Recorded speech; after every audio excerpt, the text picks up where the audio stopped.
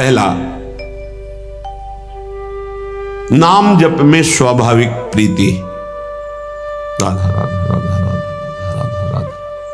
हर समय एक ऐसी लगन, एक ऐसी अगन जो बुझे ना, जो टूटे ना। नाम के प्रति एक विशेष प्रियता। हे भगवान की ऐसी प्रचंड माया है कि रोज नाम महिमा सुनते हैं, पकड़ नहीं पाते हैं, रोज सुनते हैं। कैसे बड़ा विचित्र खेल है। हम सब सुनते हैं, हम सबको पता है यहां से नाम रूपी धन लेके जाएंगे और कुछ नहीं। उसकी तरफ से कितने हम उदासीन हैं।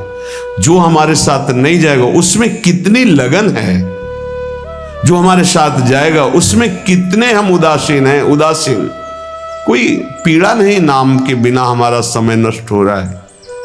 अब सोचो, कोई व्यापारी अगर वो 100 रुपए का घाटा हो जाए तो बर्दाश्त नहीं करता, क्योंकि वो और 100 रुपए प्लस मुनाफा ही चाहेगा।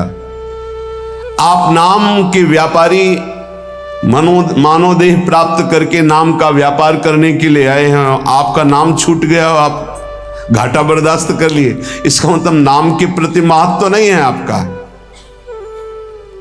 बहुत विचित्र माया। जब नाम महिमा सुनो तो लगता है आज से केवल नाम ही जप करेंगे। थोड़ी देर के बाद एक ऐसी हवा चली कि भूल गए कि हमने कुछ सोचा भी था नाम के प्रति।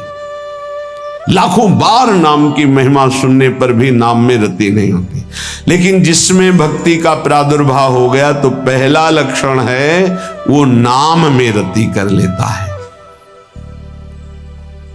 ये भगवान की माया नाम में रति नहीं होने देगी, पक्का। ये भगवान की भक्ति ही नाम में रति होने देती है। लाख समझाओ, नाम में रति नहीं हो सकती। और सब कुछ करने का मन करेगा। नाम सुमिरन का ये निश्चित निश्चित निश्चित भगवत प्राप्ति। अगर आपकी नाम की माला चल रही श्वासों में, बस निहाल हो जाओगे। कुछ पकड़ो या ना पकड़ो, निहाल हो जाओगे। मान लो हमारी बात। अच्छा, शरीर से कार्य करो, उसके लिए तो नहीं कह रहे कि आप पद्मासन लगाकर बैठो, सिद्धासन लगाकर बैठो। शरीर से कार्यरत रहो। मन में नाम चलता है सिद्धों का, साधकों का मन में नाम नहीं चलता। 2-4 बार चलेगा फिर भाग जाएगा मन विषयों में, आप भूल जाएंगे। ये खूब अनुभव की बात कह रहे हैं। इसमें किसी का तर्क काम नहीं करेगा। अनुभव के आगे तर्क काम नहीं करता। पढ़ी लिखी बात पे तर्क काम करता है। सामने मनोनुकूल विषय आया, भजन छूट गया। मनोनुकूल शरीर आया, संबंधी आया, पद आया, छूट गया नाम। जबकि त्रिभुवन की राज्य लक्ष्मी देने पर भी आधे पल के लिए जो प्रभु का विस्मरण ना करे उसे भक्त कहते हैं, उसे भागवत कहते हैं, महाभागवत कहते हैं। ये 20 लक्षण में सबसे पहला लक्षण है नाम जपने में रुचि, स्वाद आ जाता है। स्वाद, ऐसा स्वाद आता है कि रातों जग जग करके उपासक नाम जप करता है। भोजन पाने में डरता है, नाम न छूट जाए। मित्रता करने में डरता है, नाम न छूट जाए। सगे सने संबंधियों से बात करने में डरता है, नाम न छूट जाए। बलिहारी है उसके चरणारविंद की, जो ऐसी नाम में स्वाद वृत्ति आ गई है। ये बड़ी विचित्र माया है। गोस्वामी तुलसीदास जी कह रहे हैं, हे हरि कस न हरहु भ्रम भारी। भारी भ्रम पैदा हो गया। लाख बार समझाओ फिर भी भारी भ्रम है। बहुत विचित्र है, बहुत विचित्र। जो जानता नहीं है उससे गलती हो जाए तो बात चलो गलती हो गई। लेकिन अपने लोग तो जानते हैं ना, सत्संग सुनते हैं, सत्संग कहते हैं, फिर गलती के तो चांस नहीं होने चाहिए। लेकिन सत्संग सुनो और सत्संग करो। नाम जब नहीं करोगे ना तो वही करोगे जिसको कहते हो नहीं करना चाहिए। कागज में लिख लो चाहे दिमाग में लिख लो, ये हम छाती की बात कहते हैं, पढ़ी लिखी बात नहीं।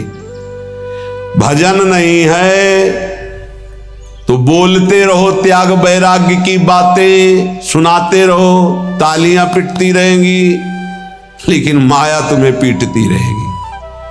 भजन है कुछ बोलना आता हो ना आता हो, सीधे भगवान से तुम्हारा संबंध हो, जो है वही प्रकाशित हो जाएगा। एक अद्भुत आनंद। जब निज सुख प्रकट होता है तो मन भोगों में नहीं आता। निज सुख बिन मन होई कि थीरा। यद्यपि मृषा सत्य भाषे, जब लगी नहीं कृपा तुम्हारी, हे हरि कस न हरहु भ्रम भारी। मेरे स्वामी, संसार को सत्य और सुख रूप मान करके आपको भूल जाता हो, भारी भ्रम है, बहुत भ्रम। आप देख लीजिए, देख लीजिए, आपके अनुकूल भोग केवल होना चाहिए, हो चाहे आंख का हो, चाहे कान का हो, चाहे नाक का हो, चाहे भोग का हो, चाहे किसी। प्रभु की याद नहीं आएगी। देख लेना क्या गजब का आकर्षण है। हर भोग में इतनी सामर्थ्य कि प्रभु को भुलवा दे। गजब के। तो धन्य है वो भक्त जो ऐसी परिस्थिति में राधा राधा राधा राधा राधा। कई बार हमने कहा है कि आप किसी भी भोग का वास्तविक सुख देखना चाहते हैं तो ठीक जब आप भोग रहे, चाहे रसेंद्री का हो, जनेंद्री का हो, नेत्रेंद्री का हो, घ्राणेंद्री का हो, उस समय आप नाम में चित्त लगा दीजिए, राधा राधा। फिर सुख मिले तो हमको बता देना। जब नाम भूले और उसमें एकाग्र हुए तो आपकी एकाग्रता और कामना के कारण आपको सुख दिखाई देता है, अन्यथा नहीं। प्रभु यद्यपि मृषा, बहुत झूठा सुख है, पर सत्य भास है, सत्य लग रहा है। नाथ कृपा कर दो, इस भ्रम को हटा दो, आपकी कृपा से ही हटेगा। अर्थ अविद्यमान जानियो, संस्कृति नहीं जाए गोसाई। बिन बांधे निज हठ सठ परवश, पर्यो कीर की नाई। प्रभु, यद्यपि यहां जितना कुछ सब मिथ्या है, सत्य है, यहां सब झूठा है। जो पहले था वो अब नहीं, जो अब है वो आगे नहीं रहेगा, खत्म होता जा रहा है। वो शरीर गए जिनको मां पिता कहते थे, गए वो, उनके मां पिता गए। ये जाने को तैयार हैं, जो जन्मे हैं वो बढ़ के जाने को तैयार है। होश में यहां कोई टिक नहीं रहा है, सब जा रहे हैं, क्रम से जा रहे हैं, समय से जा रहे हैं अपने अपने। लेकिन यहां जो लेने आए हो, कमाने आए हो, जिसे देव दुर्लभ कहा गया है, उससे क्यों उदासीन हो, उसको क्यों नहीं पकड़ रहे। पर हरि, यद्यपि यह सब झूठा है, पर आपकी माया का इतना आकर्षण है कि सत्य भास रहा है। देखो, बैंक में 1 लाख रुपया जमा है, उसका 5 रुपया भी खर्चा नहीं करना है। अगर 5 रुपया मिल जाते तो 1,05,000 रुपया हो गए, 10 और हो गए, 1,15,000। वो जोड़ते अब 2 लाख हो गए, अब 3 लाख हो गए।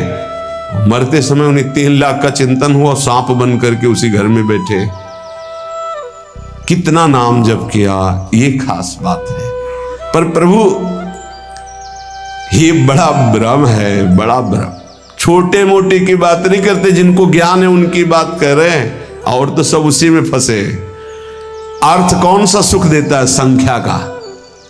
ये पकड़ी गई है बात। गिनने का बड़ा सुख होता है, एक बार गिन के फिर दोबारा गिनो तो बड़ा मीठा लगेगा।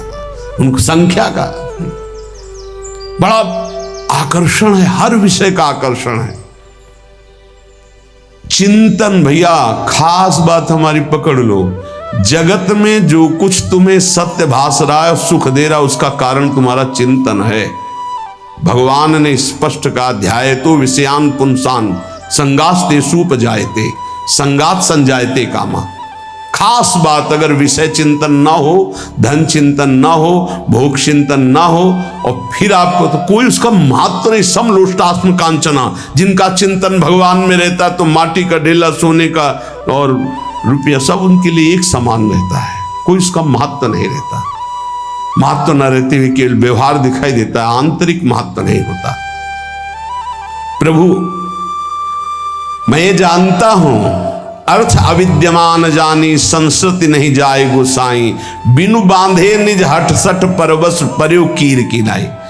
मैं जानता हूं कि मेरा शरीर भी छूटेगा, धन भी छूट जाएगा। मैं जानता हूं कि पुत्र आदि परिवार के मेरे नहीं है। नहीं, परिचय बताओ, ये 20 साल पहले कहां थे?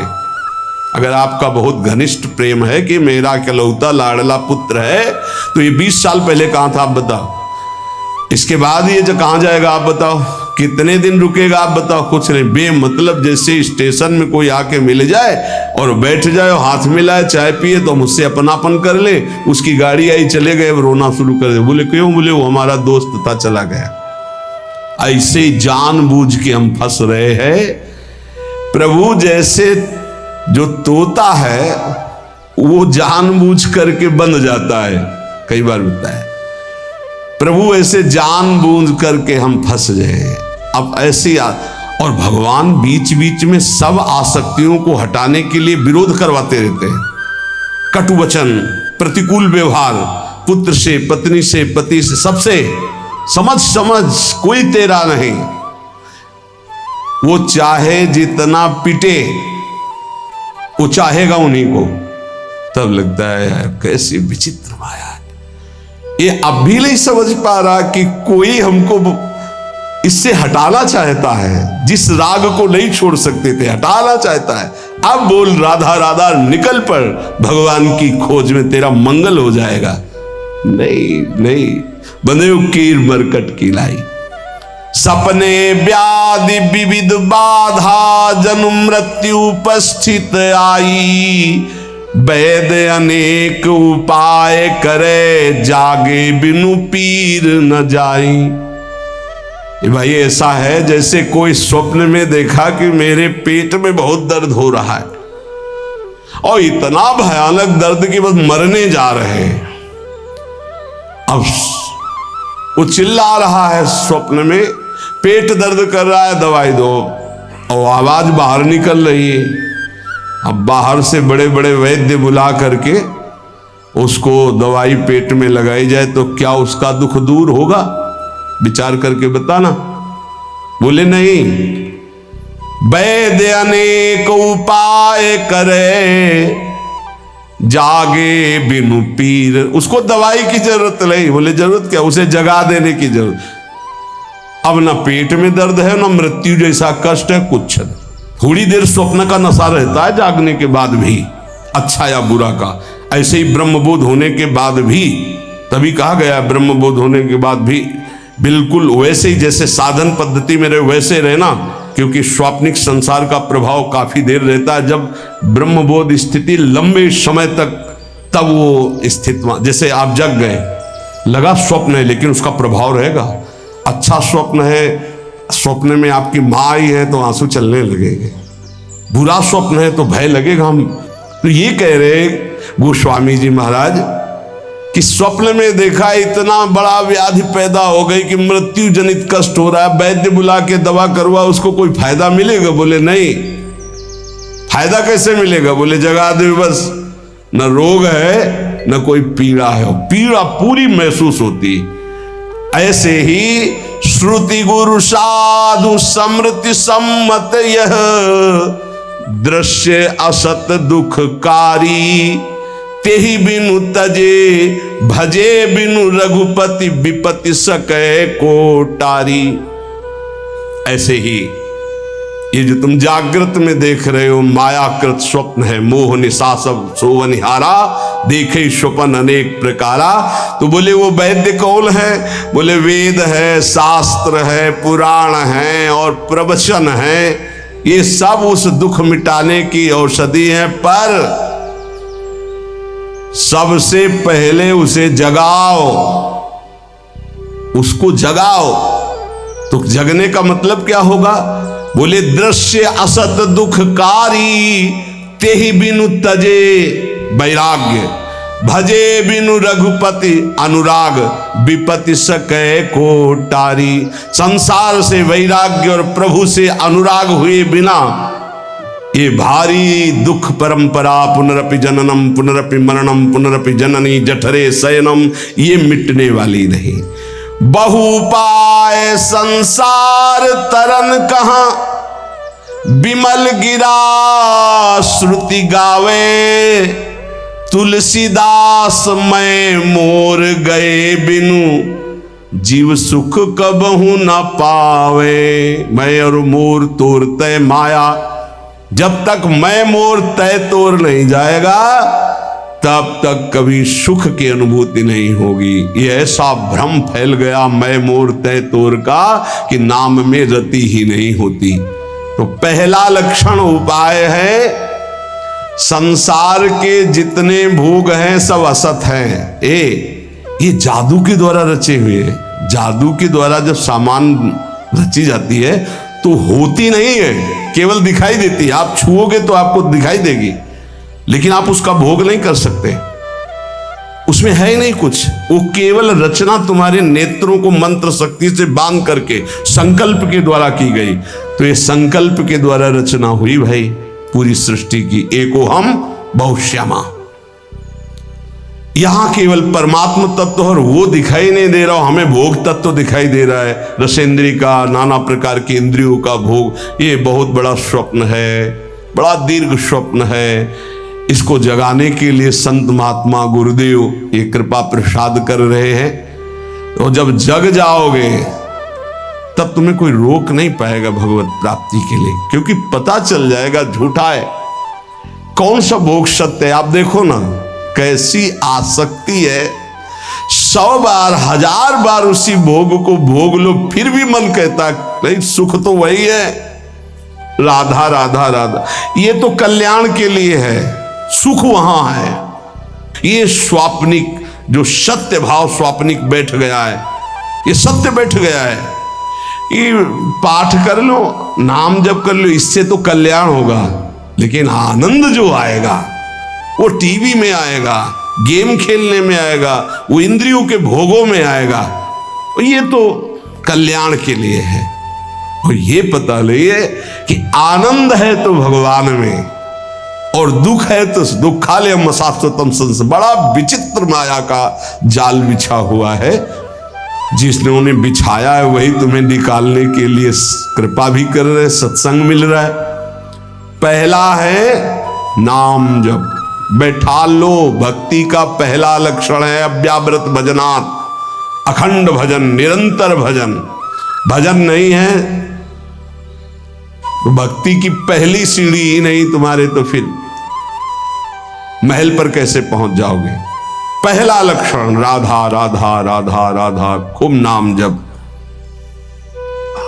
दूसरा लक्षण, उस भक्त की जिह्वा से कभी भी किसी की निंदा नहीं निकल सकती। इनको अपने जीवन में स्वाध्याय के रूप में रखकर आचरण में उतारना चाहिए। कभी भूल कर किसी की निंदा मत करो, नहीं आपका भजन करने का भाव नष्ट हो जाएगा और भजन नष्ट हो जाएगा। तीसरा, चाहे जितनी अच्छी वस्तु आ जाए, चाहे जितना बड़ा मित्र आ जाए या कोई भी सांसारिक पद प्रतिष्ठा, कभी हर्षित मत होना। हर्षित हो गए तो भगवान का भजन छूट जाएगा। हर्ष मत करना। ये हर्ष द्वंद्व के अंदर आता है, हर्ष और शोक। बढ़िया कोई गाड़ी आई, कोई सामग्री आई, कोई हर्षित हो गए तो अगला लिखा है फिर आपको शोकित होना पड़े। हर्ष और शोक दोनों भजन को छीन लेते हैं। भजन नहीं होने देते। भगवान की माया के द्वारा प्रेरित होकर के जब आप नाम जप करेंगे, किसी की निंदा नहीं करेंगे, तो आपके सामने ऐसे पदार्थ, वस्तु, व्यक्ति, ऐसे पद आएंगे कि आपको हर्षित कर दे। हर्षित मत होना, प्रसन्न होना, आनंदित होना ये प्रभु से होता है। माया के द्वारा हर्ष होता है। हर्ष शोक भय नहीं मन माही, अस सज्जन मम उर्वस कैसे, लोभी हृदय बसे धनु जैसे। भगवान कहते मेरे भक्त के अंदर हर्ष नहीं होता। हर्ष शोक भय नहीं मन माही। तीसरा ये, भगवान की माया के द्वारा कुछ भी आपके पास भेजा जाए, आप हर्षित नहीं होइएगा। ये ध्यान रखिएगा, ये माया रचित वस्तु से हमें आनंदित नहीं होना।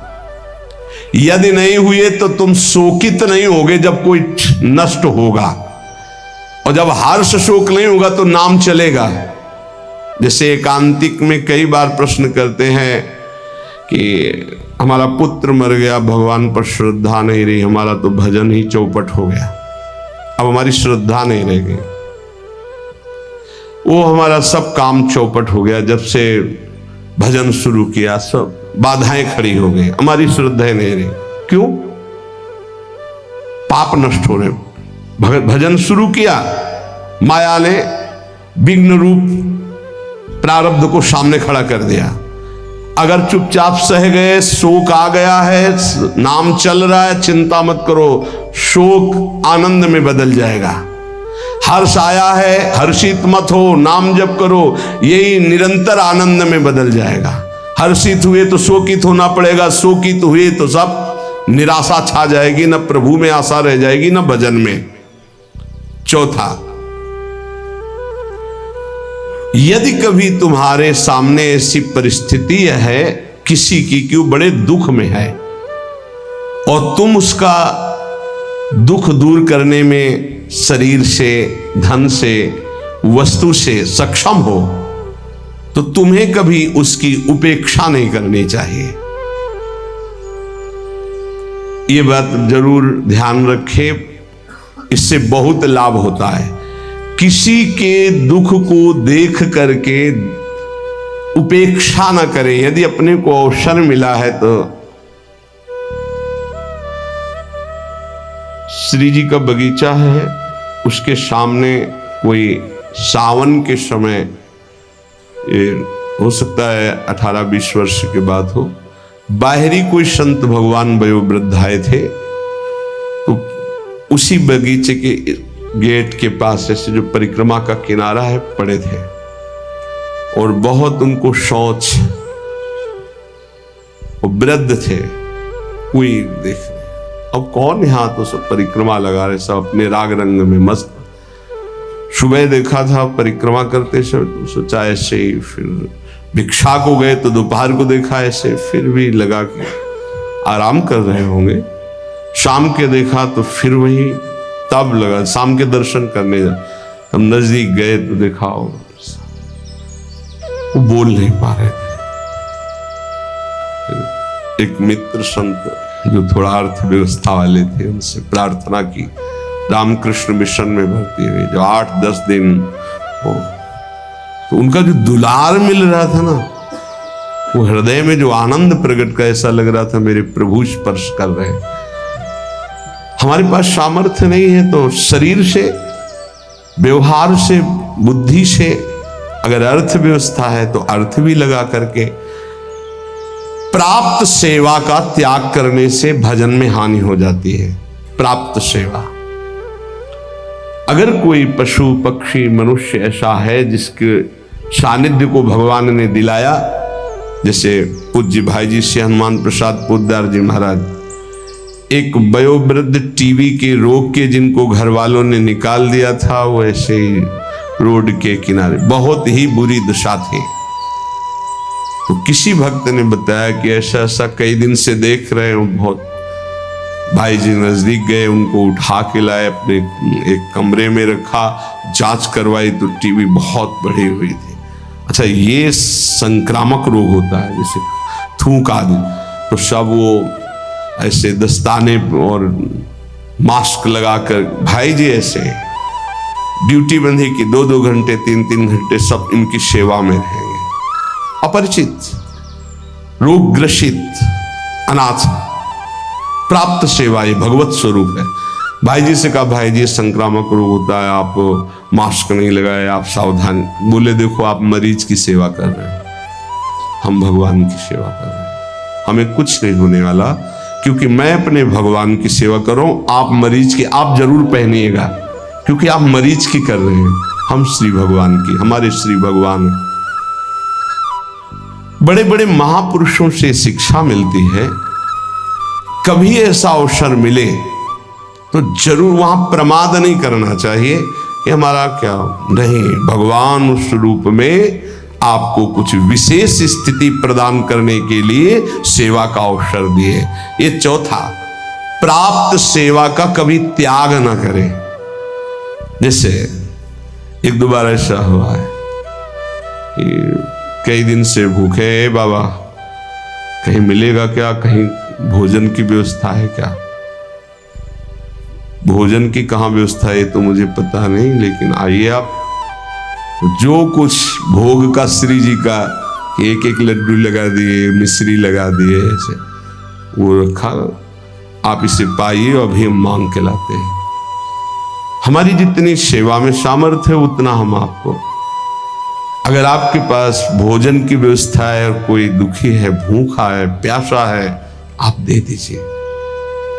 कोई ठंडी में कांप रहा है, आपको लग रहा है कि इसको जरूरत है, वास्तविक वो निरपेक्ष है, अपना शाल अपना स्वेटर पहन, फिर आप देखिए आपको हृदय में कैसा आनंद, कैसे आपके सुकृत उदय होते हैं। बहुत रहस्य की बात है। प्राप्त सेवा का त्याग करने से श्री जी के भजन में विक्षेप पड़ जाएगा और उपासक का भाव क्षीण हो जाएगा। वो चाहे किसी पशु पक्षी की हो या किसी मनुष्य की, अगर सेवा प्राप्त हो गई है तो उस समय उपेक्षा ना कीजिए, है ये तो ऐसे संसार है सब हो नहीं। आप पूज्य राधा बाबा के पावन चरित्र में अवध धाम कनक बिहारी जी के दर्शन कर ले, रास्ते में गधे के रूप में, भगवान ही सब रूपों में, तो बहुत ही घाव कौआ ऐसे जिंदा नोच रहे थे। बाबा ने देखा तो सब, अब बाबा प्राय मौन रहते थे, अपना अचला उतारा, पूरा उड़ा दिया, बस एक ऐसे ऐसे मक्खियां उड़ा रहे। भाई जी को चिंता रहा करती थी, क्योंकि बाबा भावावेश में कभी भी कहीं भी खड़े हो गए, कहीं तो पीछे मुड़ के दे, राधा बाबा कहाँ है, पता नहीं कहाँ है। अब दौड़ भाग हुई तो देखा कि अरुण वस्त्र का जो भगवा वस्त्र है वो उस गधे को उड़ाए हुए आप ऐसे। तो कहा कनक बिहारी के पट बंद हो जाएंगे इतने, जब तक ये परम धाम नहीं जाएगा तब तक हम कनक बिहारी के दर्शन नहीं करेंगे। अभी जब इतने बड़े महापुरुष का वस्त्र ऊपर पड़ गया और हाथ लग गया, तब भोग कौन सा रह जाएगा। प्रारब्ध क्षय हुआ, शरीर पूरा हुआ, अवध धाम में शरीर पूरा हुआ, वो भगवान को प्राप्त हुआ, क्योंकि महाभागवत बैठे हुए दुलार कर रहे। ये पशु पक्षी कोई भी, प्राय महान भागवतों में दृश्य देखा गया। 5वां, भारी दुख उपस्थित होने पर भी किसी से सहयोग ना मांगे। भक्त हमें नहीं मांगना, हमें प्रभु की तरफ देखना। अगर उनकी तरफ से कोई भेजा हुआ है तो मानते हैं कि निमित्त बनाकर प्रभु ने इसको भेजा है, हमारी कोई पर्सनल मांग नहीं, पर्सनल संबंध नहीं। तभी आप भगवत भाव को जान पाएंगे कि कितनी कृपा हम पर है। अपना भारी से भारी समस्या में केवल संबंध प्रभु से रहना चाहिए, किसी अन्य के प्रति हमारा भाव ना जाए। ये अध्यात्म है, इसे ठीक से समझ लीजिए। भारी से भारी दुख उपस्थिति होने पर भी हम किसी से सहयोग ना मांगे, अन्य किसी से। हम उसको जितना निवृत्त कर सकते हैं, जो व्यवस्था दी प्रभु ने, नहीं तो हम प्रभु की तरफ देखते हैं। सच्ची मानना, बड़ी से बड़ी व्यवस्था एक क्षण में वो प्रभु कर देते हैं। निमित्त किसी को बना दे, तब आपको लगेगा ये श्री जी के द्वारा किया हुआ विधान है, मेरे द्वारा नहीं। 6, तुम्हारे पास जो भी वस्तु है, जो भी पद है, जो भी संपत्ति है, वो केवल श्री भगवान के द्वारा दी हुई है, वो श्री भगवान की है, ऐसा भक्त प्रतिपल मानता है। नाथ सकल संपदा तुम्हारी, मैं सेवक समेत सुतनारी। साधन वैराग्य मार्ग में जो तपस्या है, जो भजन है, जो ज्ञान है, जो वैराग्य है, जो प्रेम है, जो भी, वो प्रभु के द्वारा प्रदत्त है, इसलिए कभी उसका अभिमान न करे, न बाहरी पद प्रतिष्ठा संपत्ति का, न आंतरिक तप समाधि आदि तक का। सातवां, कोई भी प्राणी कितना भी तुम्हारे प्रति, वही जो अभी वृंदावन महिमामृत में सुना, कितना भी अपमान करे, निंदा करे, अपराध करे, चुप रहना, सहन कर जाना, कुछ मत बोलना। उसकी तो तुम्हारी क्षमा ही जाकर के बुद्धि ठीक कर देगी। दंड से ज्यादा क्षमा में बल होता है, ध्यान रखना। भगवान शिव कह रहे हैं, अपने कर्म जाए अपकारी, उमा क्षमा साप होते भारी। यदि आपने क्षमा कर दिया तो आपका आनंद बढ़ेगा, और वो क्षमा उसके लिए सांप से भी अधिक दंड जाकर के देगी। हमें ऐसी भी भावना नहीं करनी, हमें हृदय से क्षमा करना है, पर वो अपकार करने वाला अपने आप जलेगा, अपने आप नष्ट होगा, आपको क्षमा ही करना। जैसे किसी की सोच है कि अगर उसे क्षमा कर दिया तो बढ़ता चला जाएगा, नहीं, ये क्षमा ही अस्त्र है, उसको जाकर के परास्त करेगी, उसके हृदय को, उसकी बुद्धि को ऐसी जगह गिराएगी, उठ नहीं पाएगा। उमा क्षमा साप उते भारी, सांप से भी, दंड से भी ज्यादा उसका वो क्षमा हिसाब कर देगी। आपकी तरफ से क्षमा होना चाहिए। ये संत, ये भक्त, ये वैष्णव जनों का बल होता है, क्षमा एक बल है। आठवां, अपने गृह कार्य करते हुए या अपने साधन कार्य करते हुए बुद्धि को चंचल ना होने दे, अपने साधन पे रखें, अर्थात नाम जप चलना चाहिए। कार्य करते हुए, अपने साधन कार्य को करते हुए बुद्धि को चंचल ना होने दे, उसे अपने लक्ष्य में रखिए, अपने आराध्य देव में रखिए, श्यामा श्याम में रखिए। नवा, मृदु भाषण कीजिए, कभी कठोर भाषण, उद्दंडता पूर्वक ऐसे शब्द न निकल जाए कि किसी के हृदय में चोट पहुंच जाए, किसी का हृदय दुखी हो जाए, ऐसा नहीं बोलते। बहुत संभाल के भक्त को बोलना चाहिए। आपकी वाणी नाम जप करती है, इसलिए कोई ऐसे शब्द ना निकले, बहुत भूल हो जाती। कभी कभी ऐसे शब्द निकल जाते हैं जिनको फिर बाद में बड़ा पश्चाताप होता है। यद्यपि हितकर भावना से ही निकलते हैं, पर वो नहीं निकलने चाहिए, क्योंकि भजन करते हो सत्य हो जाएगा उसके ऊपर। मान लो धाम वास करते हो, भजन करते हो, आपने शासन के लिए ही बोल दिया कि भोगोगे दुर्गति हो जाएगी, मान लो, नहीं बोलना है। तो भाई ऐसे चलने से ऐसा होता है, ऐसे चलने से ऐसा होता, बस भोगोगे दुर्गति हो जाएगी, समझ नहीं पा रहे, आप सीधे उसको दंड विधान दे रहे हो, ऐसी गलती हो जाती है। आप जितना भजन करते हैं वो भजन कोई साधारण नहीं। आप जो राधा राधा बोलते हैं, मधुर भाषी रहिए, किसी को ऐसा न निकल जाए कि उसको दंड भोगना पड़े, तो आपका भजन क्षीण हो जाएगा। प्रार्थना करते हैं कि आपके पास अगर भजन है तो कभी किसी को दंड विधान मत सोचना, नहीं लागू हो जाएगा, आपका भजन क्षीण हो जाएगा। इसमें पक्का, आज नहीं तो कल पक्का लागू हो जाएगा, क्योंकि भजन है। भजन नहीं तो ऐसे फालतू कहने वालों का नहीं लगता, लेकिन भजन है तो लागू हो जाएगा, पक्का लागू हो जाएगा। बहुत डरना चाहिए भजन करने वालों से, कहीं हमसे त्रुटि हो जाए कुछ ऐसा। संतों के वचन मंगल के लिए होते, भगवत प्राप्ति के लिए होते, ब्रह्म प्राप्ति के लिए होते। कहीं हमारे द्वारा कुछ ऐसे शब्द ना निकल जाए जो किसी को कष्ट प्रदान करने वाले हो। बहुत संभल के, क्योंकि भजन करते हो, पक्का लागू हो जाएगा। यदि नाम जप कर रहे हो पक्का लागू हो जाएगा, पर आपका भजन क्षीण हो जाएगा। जैसा आप संकल्प करेंगे वैसे ही आपकी दशा होगी, ध्यान रखो। यदि हम संकल्प करते हैं दूसरों का मंगल हो तो हमारा मंगल हो जाएगा, हम दूसरों का मंगल में तो हमारा मंगल हो जाएगा, पक्का हो जाएगा। 10वां, गंदी भाषा का प्रयोग, अश्लील भाषा, ये नाम जापक की जिह्वा से नहीं होना चाहिए। गाली गलौज, ये सब गंदी बातें, ये सब नहीं, हंसी मजाक में गंदी बातें, ये सब नाम जापक की जिह्वा पे नहीं होनी चाहिए। कहा जो कोई भी व्यसन करता है, कोई भी व्यसन, उसका नाम सिद्ध नहीं हो सकता, उसका भजन से। देखो जो सिद्ध पुरुष हैं उनकी नकल नहीं करनी चाहिए, जो भगवत प्राप्त हैं, जिनका भजन निरंतर चलता है, उनकी नकल नहीं करनी चाहिए, उनका आचरण अनुसरण नहीं करना। वो जो उपदेश से उनका आचरण मिले, ऐसा शास्त्र आज्ञा करते। कोई भी व्यसन साधक अगर करेगा, अश्लील संभाषण बोलेगा, तो नाम कैसे सिद्ध हो पाएगा। 10वां यही कि अश्लील शब्द ना बोले, कोई व्यसन न करे। 11वां, किसी की चुगली न करे। ये प्रायः चतुर साधकों में नहीं होता है। रामाई भजते चतुर नर, जो विवेकहीन है उनके द्वारा ये गलती ज्यादा हो जाती। चुगली, ये बहुत जल्दी सुकृत नष्ट हो जाते हैं। सुना, वो ये उनके लिए ये कह रहे थे ऐसा ही है क्या, और वो ऐसा है, वो ये प्रपंच साधकों में नहीं होना चाहिए। किसी की वार्ता नहीं करनी, करनी तो श्यामा श्याम की। 12वां,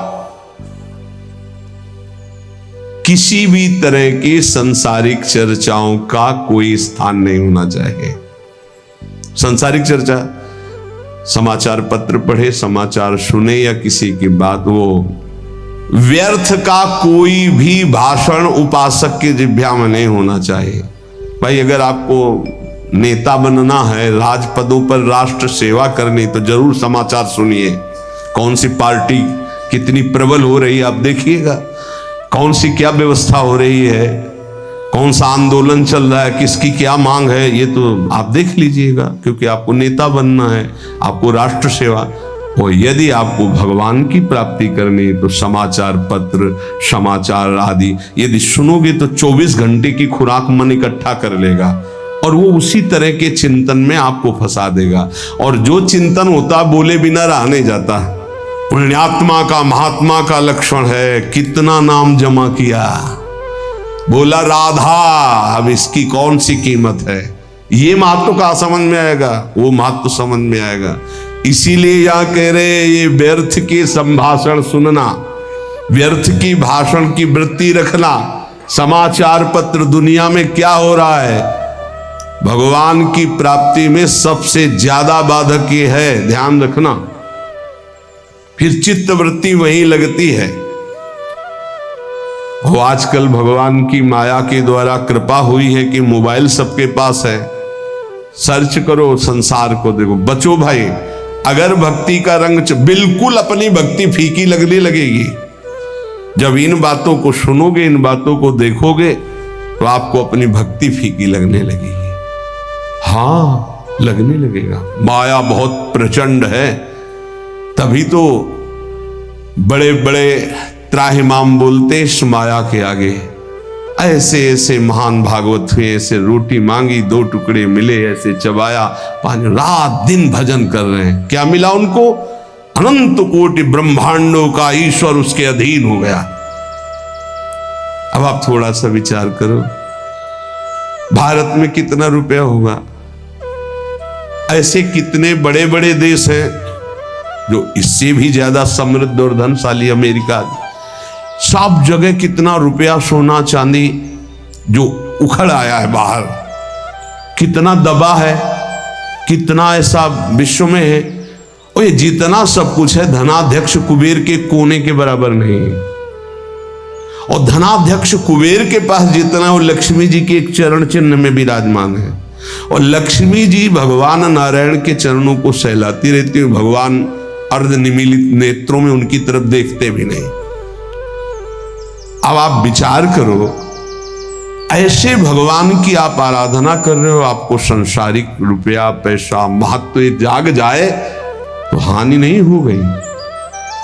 जैसे वमन को देख करके घृणा पैदा होती है, ऐसी बातों को सुन करके घृणा पैदा होना चाहिए, लेकिन सांसारिक महत्व जागृत हो जाएगा।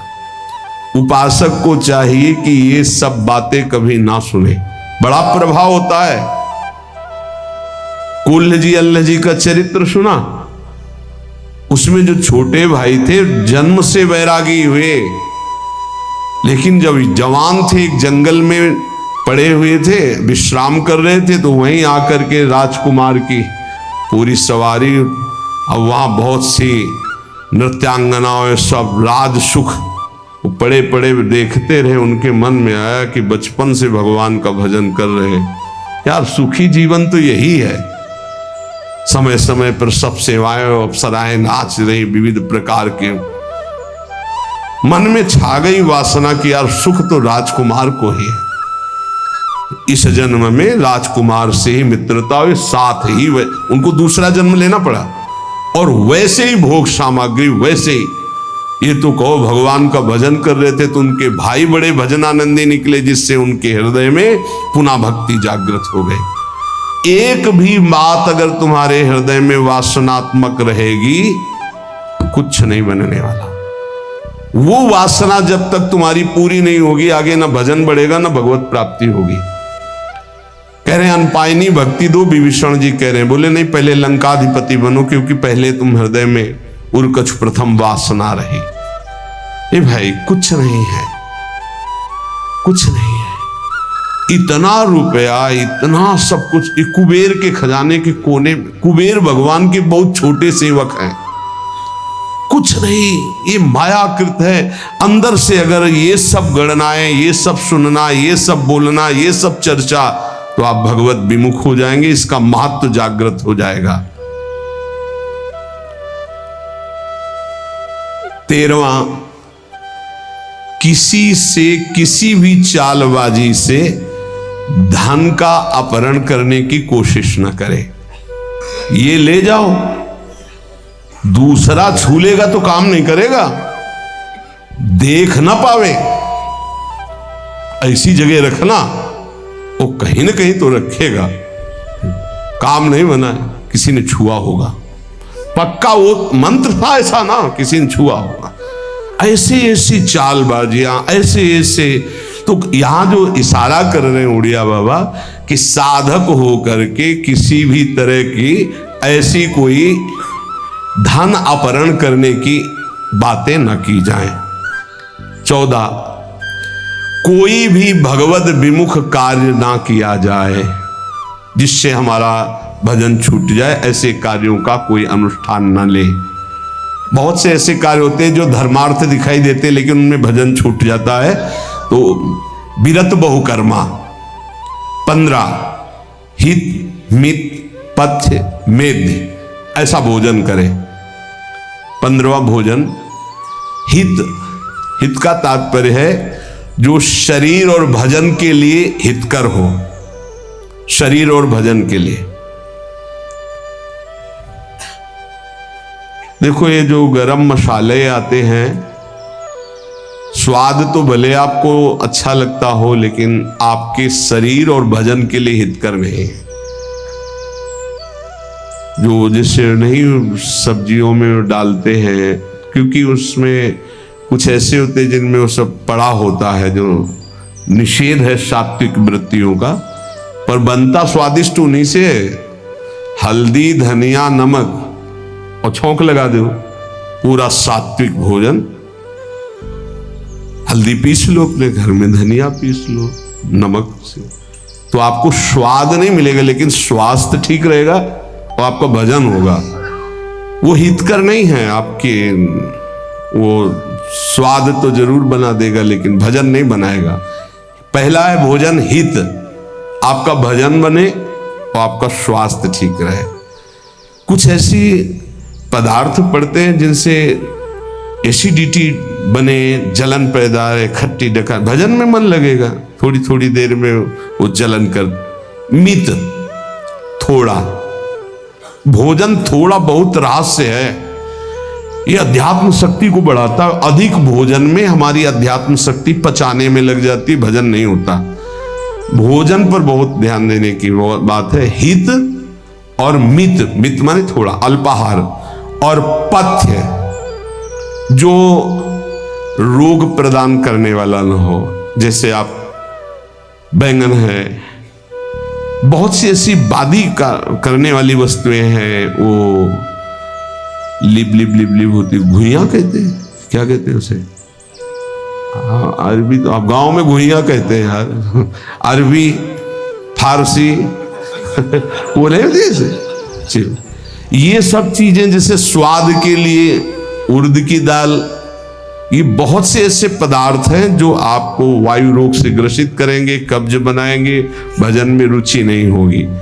और मेध्य, पवित्र भोजन, भगवत प्रसाद रूप जो प्रभु को अर्पित किया। हित, मित, पथ्य और मेध्य, बुद्धिवर्धक पवित्र भोजन। हित भजन बढ़ाने वाला, स्वास्थ्य पुष्ट करने वाला। देखो हर चीज सात्विक थोड़ा अधिक होने पर राजसिक हो जाती है और पूरा अधिक होने पर तामसिक हो जाती है। जैसे दूध, दही, घी, खीर आदि, जैसे ये सात्विक है तो कितना, आगे लिखा मित, थोड़ा।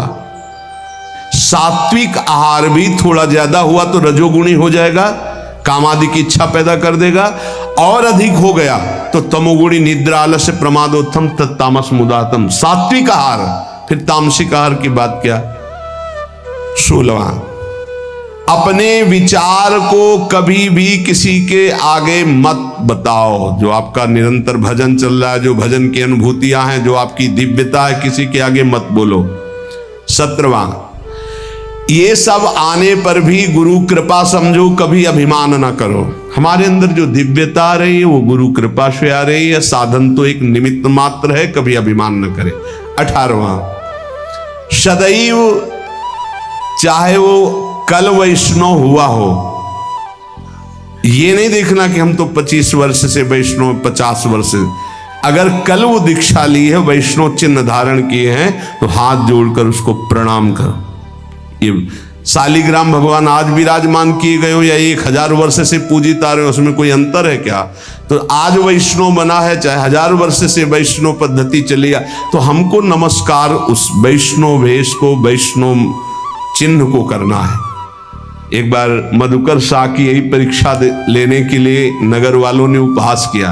एक गधा को नाम का दुपट्टा उड़ाया जिसमें नाम लिखा हुआ था, और तुलसी की मोटी माला डाली और 12 तिलक लगाए, और जब वो ठाकुर जी की सेवा करके निकले तो बाहर ही, तो वो लोग खड़े थे देखने के लिए कि अब क्या करेंगे, ये वैष्णव जनों को प्रणाम करते। तो साष्टांग दंडवत किया, परिक्रमा की, तो लोग उपहास करने लगे।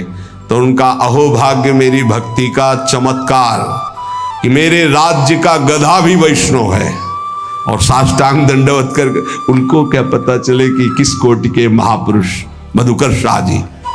तो उपासक को चाहिए कि छोटे से भी छोटे वैष्णव भगवान को वैसे ही आदर करे जैसे बड़े महापुरुषों। हमारी दृष्टि वैष्णव पर, किसी वैष्णव पर दृष्टि गई तो ऐसे होना चाहिए।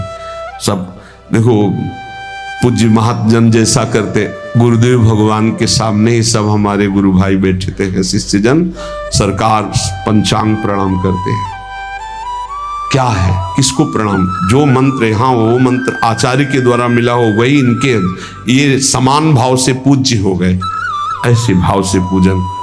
पूज्य श्री चंद्रशेखर बाबा के एक घटना उनके शिष्य बता रहे थे कि एक दिन बाबा के चरण पादुका में छू गए शिष्य की, तो बाबा बैठ करके पादुका को, अरे बाबा मार दिया ये तो हमारी पादुका। बोले नहीं, इसमें वैष्णव चरण पढ़ते हैं, वैष्णव चरण पादुका है।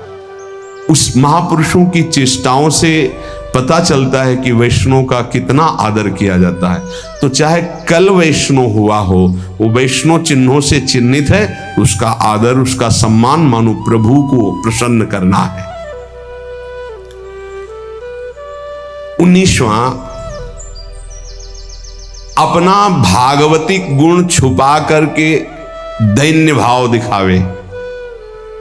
सब कलाओं में प्रवीण महान विद्वान होते हुए भी दूसरे की सरल भाषा से कही हुई बात सुने चुपचाप, अपने को कि हमें सब आता है, विद्वान है, अपने गुणों को प्रकाशित ना करे, अपने गुणों को छुपाकर दैन्य रहे। आखिरी में जब भगवत प्रेरणा होती तब वो बोलते हैं, जैसे जड़ भरत जी, जब रहुगण को अधिकारी पाया तो उपदेश दे दिया, नहीं तो सब उनको पागल ही समझते थे। 20वां, यदि भगवत प्राप्ति करनी है तो बाहरी कोई ऐसा श्रृंगार न करें जो रजोगुणी कामवर्धक होता है। अब अगर साधक हो के उपदेशक होकर भगवत मार्ग का उपदेश देने के लिए यदि गाल चमकाना पड़े किसी पदार्थ से, अरे भाई ब्रह्मचर्य रहो, खूब नाम जप करो तो अपने आप चमकने लगेगा। शरीर स्वस्थ हो और ब्रह्मचर्य रहे और नाम जप करे तो अपने आप मुख प्रसन्न तन तेज विराजा। आजकल किसी किसी के बहुत चमकते हैं, वो लगा करके चिकनाहट लगा करके, तो तुम खुद ही रजोगुणी लगाए हो तो कैसे उपदेश काम करेगा। श्रृंगारिक बनावटी शरीर की महिमा तुम्हारे अंदर बैठी है तो तुम सच्चिदानंद की जागृति कर दोगे उपदेश से या सुन करके? नहीं, बिल्कुल नहीं। रज लगाओ, 12 तिलक लगाओ, कंठी धारण करो, नाम जप करो, भगवद आश्रित रहो, ये सब ठीक नहीं है। बाहरी श्रृंगार करना, अब जैसे कि हम गोपी हैं या हम सखी हैं तो भाव बनाने से गोपी सखी हो जाएगा क्या? एक एक बाल उखड़वा लिया यहां का, ऐसे कि हम सखी श्री कृष्ण से मोहित हो जाएंगे। अरे कोटि मनमथ मनमथा, वो भाव से मोहित होते हैं। देखो हमारे गोपी भावापन्न महापुरुषों के चरित्र पढ़ के देखो, कौपीन, एक मारकीन, टाट बिछा हुआ श्री कृष्ण के संग रास में खेल रहे, बाहर से ऐसे उदासीन। ये बाहरी श्रृंगार, ये स्नू पाउडर, ये दुनिया की लाली लिपस्टिक लगा के श्री कृष्ण को नहीं रिझाया जाता।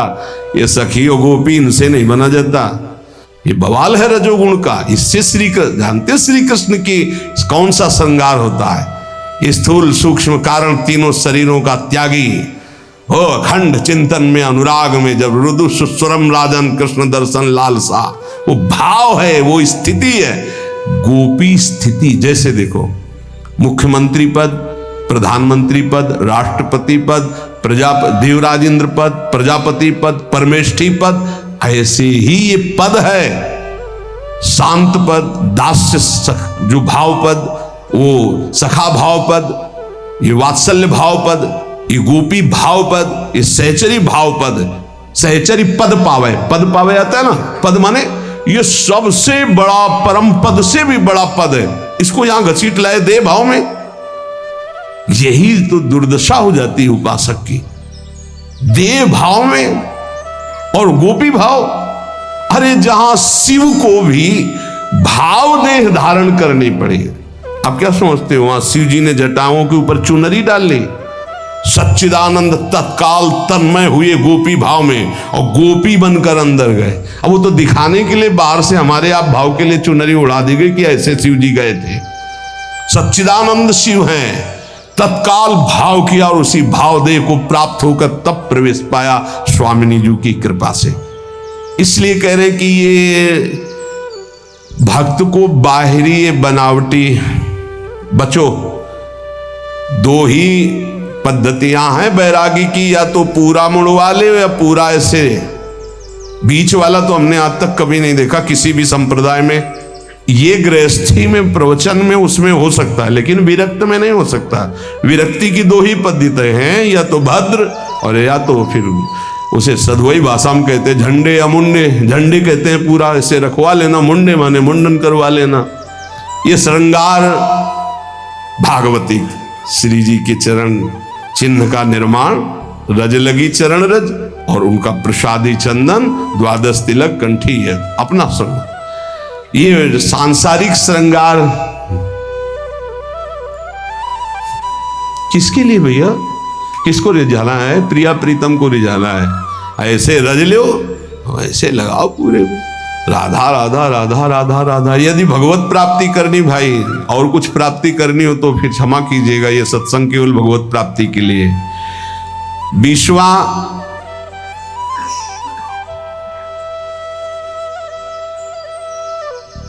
निष्पक्ष हो करके पूरा जीवन व्यतीत कर दो, किसी को अपना स्वीकार न करो। निरपेक्ष, निष्पक्ष, कोई अपना नहीं, किसी की अपेक्षा नहीं, वो श्री भगवान को प्राप्त कर लेता है। ये 20 महान सद्गुण भक्त में जागृत हो जाते हैं। अगर ये याद न रहे तो एक बात याद कर लो, राधा राधा राधा, सब आ जाएंगे, अपने आप सब आ जाएंगे। धैर्य पूर्वक हमारी प्रार्थना मान लीजिए, मनुष्य जीवन का परम लाभ जितना नाम इकट्ठा कर लो, ये तुम्हारे बाद में काम में आएगा। अभी इसको खर्चा मत करना, ना रोग में, न संकट में, न विपत्ति में, ये तुम्हें निहाल कर देगा। अभी तुम्हारी समझ ठीक नहीं है, इसलिए संसार की ये हर वस्तु, व्यक्ति, स्थान प्रिय लगते हैं और नाम प्रिय नहीं लगता। लेकिन बात मान लो, ये नाम तुम्हारा लोक परलोक सब कुछ संभाल देगा। इह परलोक सकल सुख पावत मेरी सो भैया, कृष्ण गुण संचु। खूब नाम जप करो, एक एक मिनट जीवन का व्यर्थ मत जाने दो। जैसी भी परिस्थिति है उससे लड़ना सीखो, भागना नहीं। नाम के जप से दुख को सहो, नाम के जप से सुख को सहो। सुख में फूलो मत, दुख में भूलो मत। राधा राधा राधा तो निहाल हो जाओगे।